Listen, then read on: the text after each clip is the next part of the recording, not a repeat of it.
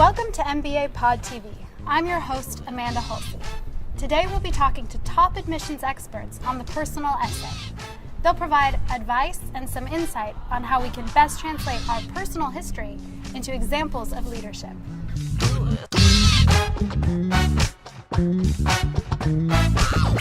Betsy Masser is founder of Master Admissions, an organization that helps business school candidates gain entry into some of the top business schools. Of course, getting started can be an overwhelming process. Let's hear what Betsy has to say about writing the first line. I tell students to take a look at the essays when they come out, when they're published, or even look at last year's essays, because those questions are pretty much asking the same thing, which is why you, why now, why the MBA. Have them look at the phrasing of the questions and then read them and then do nothing.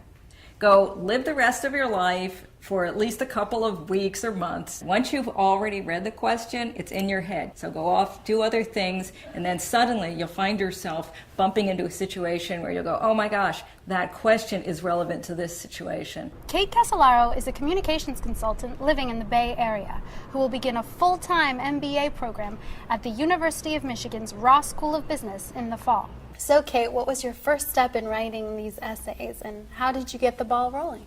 I started actually by sitting down one afternoon and writing a chronology of my professional life, starting from my college and my decisions to major in American culture and to focus on multidisciplinary education when I was in college, and then talked through all the major decisions I had made in my career to the present.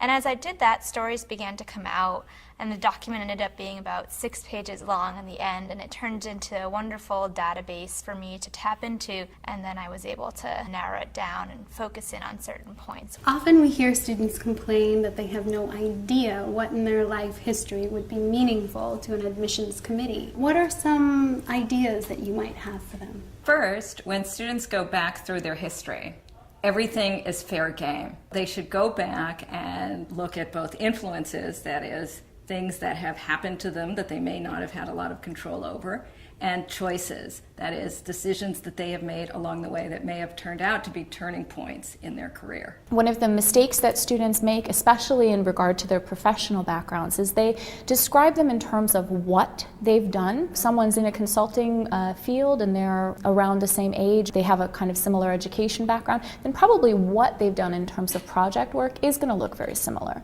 But it's when they start to tell us about what they've learned, how they reflect on their experiences, so thinking about making a mistake and how that influenced their career choices, having a strong success in an area and what that taught them about what they'd like to do later on. Those kind of reflections and analysis or insight can really make one person coming from a common field like consulting totally different than another person with a very similar background, even potentially at the same firm in the same job function. Now, not everyone has been the leader of a team or earned some big fancy title, but we've all experienced leadership. You don't have to have a title or a corner office or be head even of a work group to be a leader. We see people who have stood up for perhaps an unpopular position. They've really made a stand and they've been really passionate about something. They've expressed themselves with heart and they've been able to influence others and in fact lead others. I worked with a student. She was based in Japan. She was an English teacher in Japan. She didn't have any real work experience in an office, and she wanted to get her MBA and her master's in film from NYU. So we had to go back and go through all of her history as to where she showed up and where she showed leadership in her university days or in stuff that she actually did as an English teacher in Japan.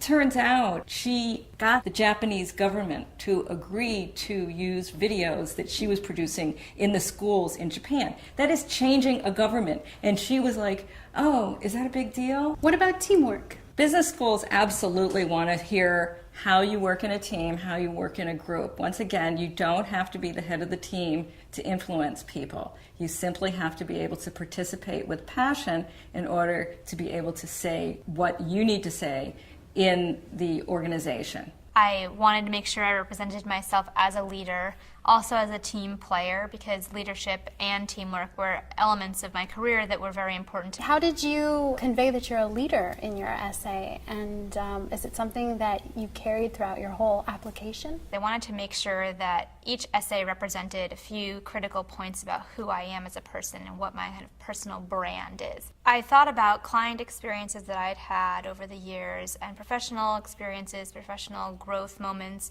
moments of challenge, and I wrote about those as part of my chronology because those all represented real moments of impact in my life. I wanted to make sure that every story I told conveyed more than just one element of what I was trying to get across. So I wanted a story to represent the fact that I was a leader and that I had strategic thinking abilities, perhaps even demonstrate some of my entrepreneurial qualities. I wanted my stories to do double or triple duty as much as they possibly could. I just kind of presented it as a whole package and let the success speak for itself. How does an applicant write an essay describing their leadership skills without sounding like they're bragging? It's pretty tricky because you don't want to sound like a jerk when you're writing like, oh, I am a great leader, or I have so much social and emotional intelligence. So it's important to actually have the recommender come out and say, this person shows a lot of emotional intelligence, or this person has a lot of leadership potential. You yourself can also tell the story instead of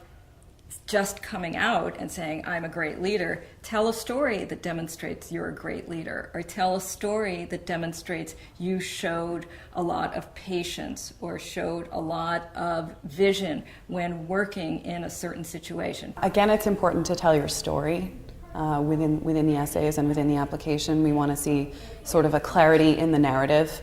Why an MBA is the right step for you. You know, have you really thought about this degree and the value that it's going to bring to you and your professional goals?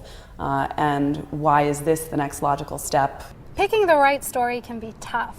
Let's hear what Kate has to say about showing and not telling the right story.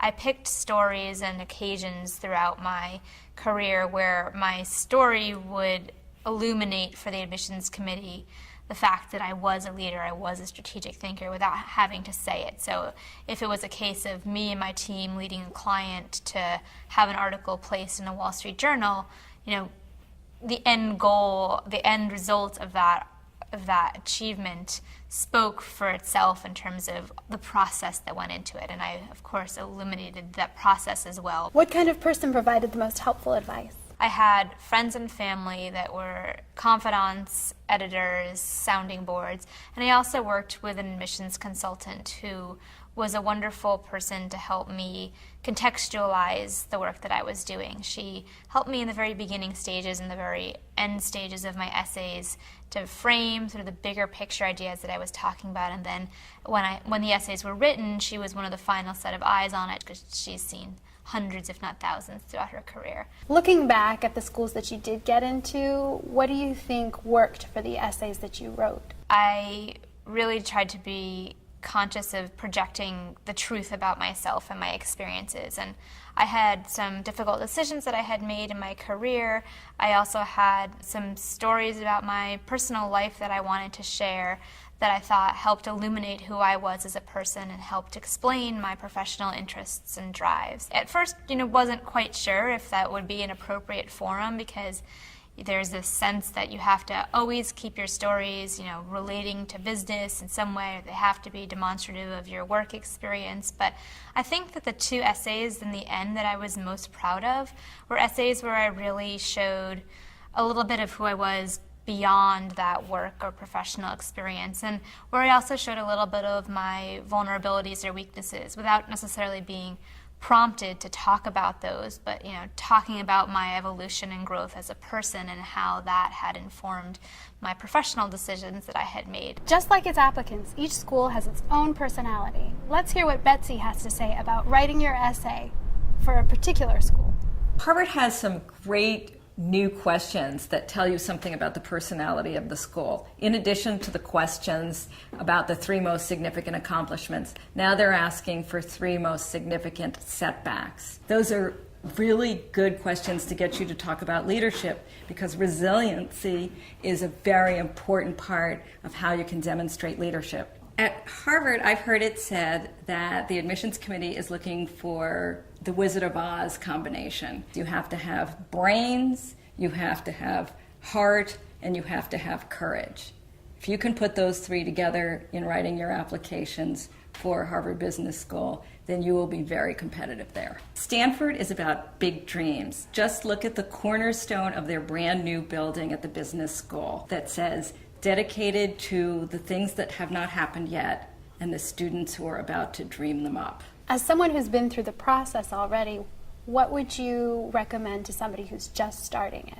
First of all, hang in there. It's a really grueling process, but you're going to get through it. Just remember to breathe and constantly remind yourself of the end goal and why you're doing this. And here I am a year later, and the reward was great for me. So if you really just keep your eye on the prize, you'll get there.